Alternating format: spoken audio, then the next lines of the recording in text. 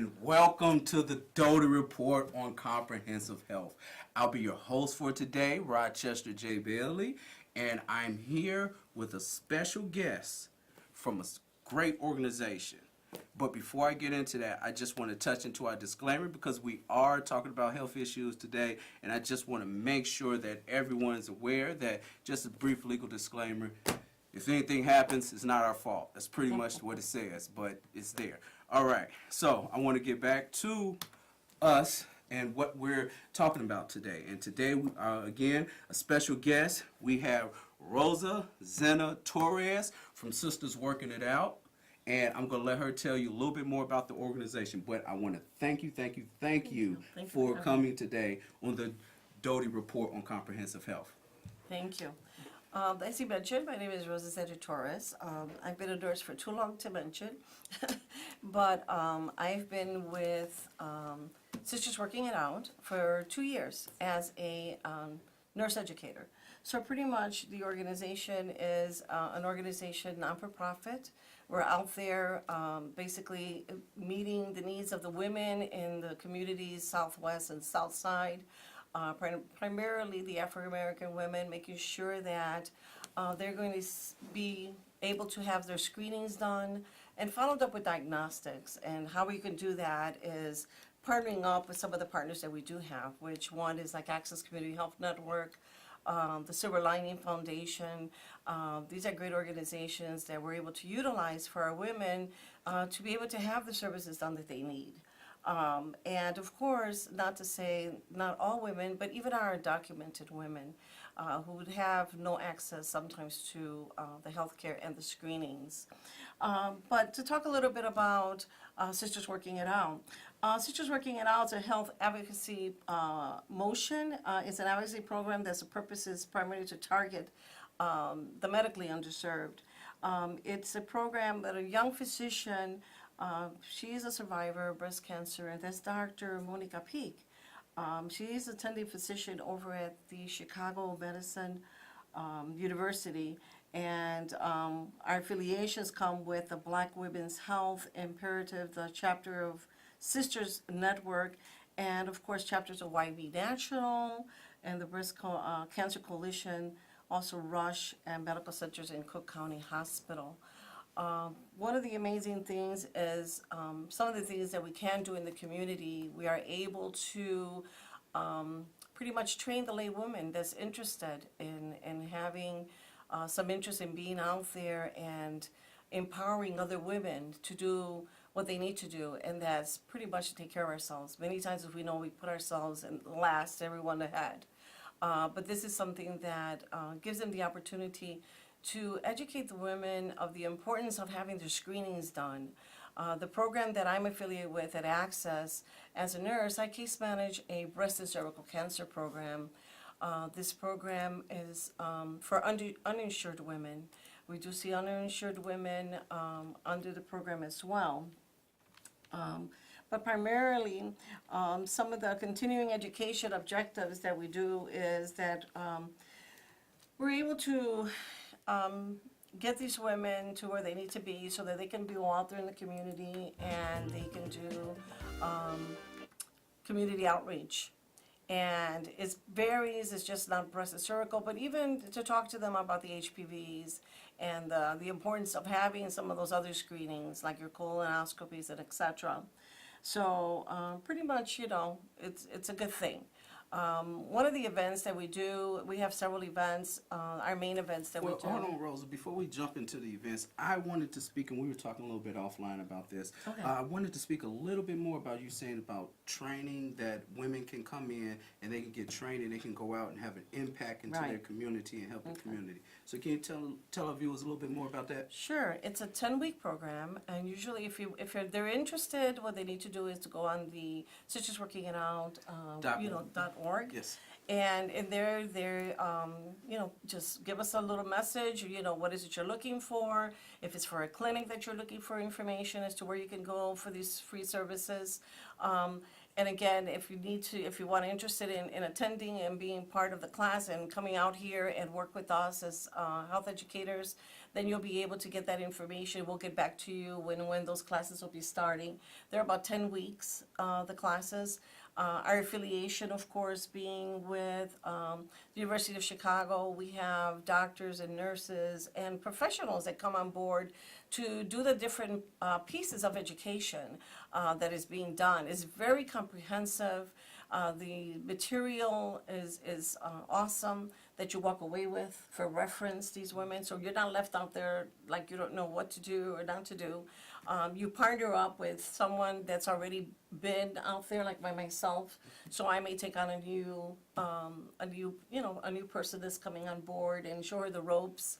The awesome thing is that there's all about presentation, and our tables are beautiful, and how you're even taught to put a table together that's gonna be calling to those that are there to come and see what it is that you have to offer. It's amazing. It's amazing.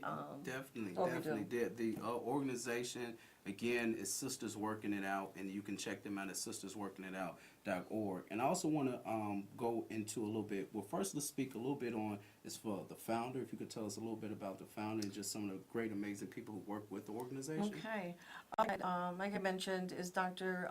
Monica Peak, and Dr.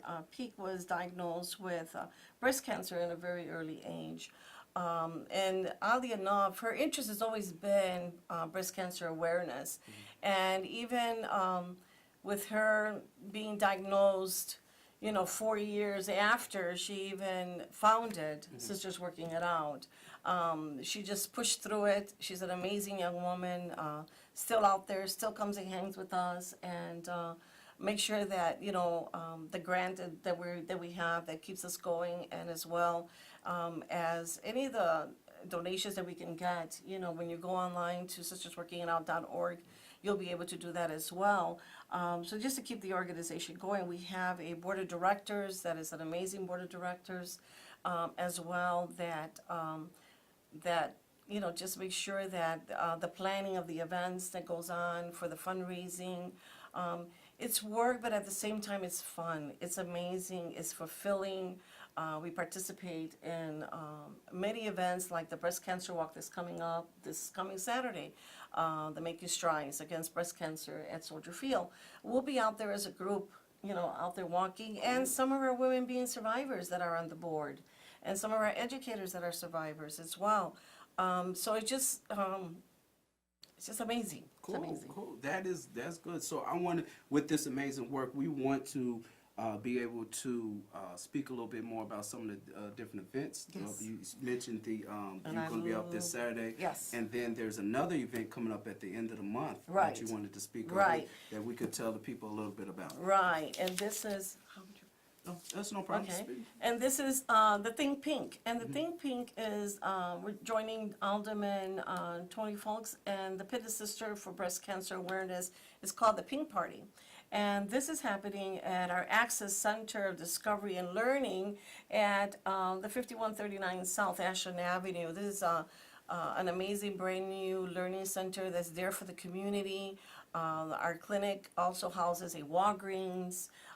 Pretty much, we're FQAC, so we definitely look for us giving the quality that needs to be done for the community and for our patients, of course. It's a free event. There's going to be, anyone's welcome, so please come on down. And there's going to be light refreshments, and you may be able to get any and many of your questions answered. And if you haven't had a screening done and need your pap smear or a mammogram, you'll be able to get direction to that as well at the facility that day. Okay, great. So great. that's one of the things going on. Well, before we get into the other event, I see that we have a caller. Oh, great. We love our callers here on the Doty Report on Comprehensive Health. So, caller, go ahead. Doty Report on Comprehensive Health. So, caller. Yes, I'd like to know more about the status of men with breast cancer. Well, there is, men's breast cancer, it's up a little bit. I can't give you numbers right now because I didn't bring numbers to give you exact numbers, but definitely men that find a lump in their breast exam are welcome to come into one of our sites. And at Access, we have 36 clinics. By calling, the number at any of the sites, or even going to the Illinois Breast and Cervical Cancer Program, you'll be able to kind of get directed. If you go to the Sisters Working It Out and go into our organization and just go in there and let us know that, hey, you have a problem, you're a male, you need to have this lump looked at, we'll be able to direct you to one of the sites that we're affiliated with to be able to have that screening done. There's very few men, but I have to say in our program, in the years that I've been with Access, 16 years, actually we have diagnosed one male with breast cancer. So it's important that you also do breast exams. So I would definitely now you touched on breast exams as far as for male. Now would that also apply kind of the same way you're reaching up?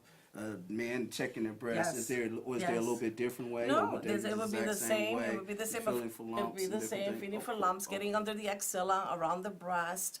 And again, used to history, first degree mother, sister, puts you a little bit more at risk. But right now, with the way cancer is kind of running kind of rampant, the most important is to just know your body. It's so important to know your body, because if you know your body, then you know when something's not right. And then you know that you need to get to the doctor about it and not wait till it's definitely not right to do it. So immediately that you notice something different. So caller, and for all our viewers, one place that you can start is sistersworkingitout.org. Yes. And you to check that website out, and then you can follow up with them, and they can help you find a place that can assist you in the area that's closest to you, and that's a great thing. Mm-hmm. Now let's talk about a little bit about Summer Survivors. You have a great event coming up as far as for cancer survivors that I'm very happy to be a part of. I'm very happy that it exists, and I wanted to know if you could talk a little bit more about it. Okay. Day of Beauty for all cancer survivors. It's an awesome event. It's going to be held at the Liberty Full Gospel Church. And this event's from 10 o'clock in the morning to 3 o'clock in the afternoon. It's, again, a free event. Food always brings attention, and we love to eat as people. But one of the great things is some of the vendors that are there. We as educators love our women and make sure that we get wigs for you so that you're able to just come on out, pick a wig, pick 2 wigs if you like, and just get it fitted right then and there. We have someone from the schools, beauty schools, that'll come out and they'll actually cut your hair and make it fit perfect for you as for that day. So it's a great event to come to. There's a lot of great stuff going on, as you can see at the event. Oh yeah, I see that we do have a lot of vendors. There's definitely a lot. So we can go ahead and say this is a pampering day for cancer survivors. Yes. A free pampering day for cancer survivors, and we definitely want to make sure that you come out. If you know a cancer survivor, please share this information. Please, sistersworkingitout.org for more information on that. I see that we have another caller. We love those. All right. Go ahead, caller. I was wondering what would be the minimum age for a woman to have a breast exam? The age for women, basically, anytime she starts menstruating, is a good time to start teaching our young women the importance of doing a breast exam. And again, knowing the differences of when there is something that is not right as they're growing. The youngest young woman that I'm aware of that was diagnosed with breast cancer was actually a 16-year-old. You would think that that's something that shouldn't be happening, because mammograms actually don't start till the age of 40. Unless there's history, it may start a little sooner at the age of 35. The great thing about the program that we're able to plug our women into is a program that can see the younger symptomatic woman starting at the age of 18, and If diagnostics, which means she needs an ultrasound, it could be covered for her. If, she's 35 and needs now a diagnostic and an ultrasound, that also can be covered for her. And it can even cover biopsies. So the importance is, again, and I can't stress it enough, is knowing your body and teaching our young women the importance of examining. It's not a bad thing to know your body. It's a good thing. So that they know as they're growing that there is something that is not there, wasn't there before, and it's there now, and so they can be checked out. Definitely. Thank you for calling. And we I want to transition a little bit back to that Day of Beauty, because this is definitely something that I think you really shouldn't take for granted, because we're not only we happen to have our cancer survivors here, we want to show that we appreciate them, and so this is definitely an event that free event that you can come. And I would hear that we're looking at here as far as the whole Pamper Day. Yeah, So it's a day of beauty for cancer survivors. So we definitely want. Actually, I see is that you in the background. Okay, so we can. That's right. definitely. And that's actually a hairdresser. He's not a student. This is actually, professional hairdressers that came out. We had another group of students from one of the Latino organizations, come out for our Spanish women that did come. We had them doing, manicures, the mini manicures and so forth. For the women. So again, it truly is a day of pampering, because like I said, when they get these wigs on, they're not going to walk out with just the wig looking any kind of crazy way. They're actually going to style this wig, and they look fabulous. It was amazing to see the expression in many of our women as they laughed, and not only laughed with one, but maybe two or three. And we're not asking for anything other than the honesty to say, you are a cancer, survivor, or going through, cancer and treatment at this time, and we'd be more than happy to give you the wig. And you can see, those are some of the women with the wigs, those two ladies right there. So you can see how nicely those wigs look on them, and they were actually cut, to fit them perfectly, and they got to choose those wigs themselves. Oh yeah, that's what we definitely want to. So is that one of the stylists with them? That's one of the different- stylists, yes. Different wigs. Yeah, Okay. those are the three women with different wigs, yeah. And so part of with the Doty report on comprehensive health is it's mind, body, and spirit. So I Yes. definitely know that this would be something that would be beneficial to someone as far as who has been through the struggle of having cancer. And I see that we have another caller. We love those. And caller, go ahead. And yes. Hello? My question was, there are quite a few organizations that ask for donations, some for cancer survivors, some for cancer research and things of that nature. Now, I understand your program is for the people who survive cancer, like with the wigs and things like that. But how is there a particular way we can tell which group we should give our donations to? Is there a way I can tell to make sure it's not going to research and going to an organization like yours? Well, remember that research is very, very important, because with research, hopefully, our whole purpose is that hopefully that we can knock this out, knock this cancer out. Let's get out there and fight, and that's the fight. And the amazing thing are women being out there and being these super women that they are. Even when they're going through treatment, they're still going to work. They're still taking care of families, and when it turns around, the family has to take care of them. But your donations, depending on where you want your donations to go, or if you want them to go to the American Cancer Society, there's a huge organization. They use it for different things. That helps our women, that we're able to get them transportation because of they're able to get wigs, they're able to get prostheses, that they may need.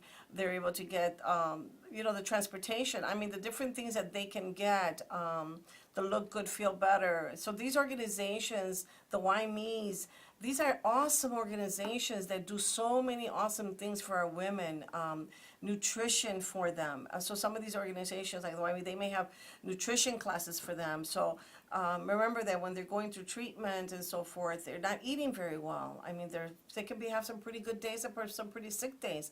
So they're taught how and what they could cook, and not only just them, but the family gets involved. It's a family thing. Our women should never be going through this by themselves. It becomes a family affair, because of course everyone's affected. But the importance is that you choose where you want it to go. We love for you to consider us at this point, because what we do in the community, educating and directing our women, of course, to going to citrusworkingitout.org. There's a button there that says donate, and you can just, click on that and donate whatever, from your heart, whatever it is that you want to give. And that's actually a very good question, caller. So just as far as and just to kind of piggyback off of what the caller said, as far as in research dollars, and as far as actually giving money to help or local organizations to help cancer survivors, and I hate to put you on the spot, but just in your opinion, what do you think? Which way would the money go further, as far as with cancer research or given to a local organization? I would say give to your local organization, like anything. The store in the community is the one that you should be supporting, and this is the way I feel. So definitely, if there's something going on in your community, support the community, support the things that are going on, the information that's being brought. One of the things is, like the events that are coming up, come on down. It's not going to cost you anything to come on down and spend some time. Learn a little bit about what's going on. Ask some questions that you may need to ask. Get directed to a provider, that if you may need to have that done.